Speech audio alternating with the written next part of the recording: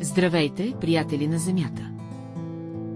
Забелязвали ли сте някога как нещо дребно може да направи голяма разлика?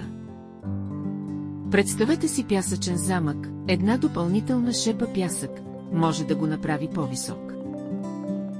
По същия начин нашата Земя усеща всяка малка промяна, особено в температурата, дори ако е само половин градус. Представете си любимата си топка сладолед в слънчев ден. Ако слънцето стане малко по-топло, вашият сладолед ще се разтопи по-бързо. Не е толкова забавно, нали? Но познайте какво. Ние имаме магически сили. Правейки прости неща като пестене на енергия, засаждане на дървета и рециклиране, всеки един от нас става супергерой.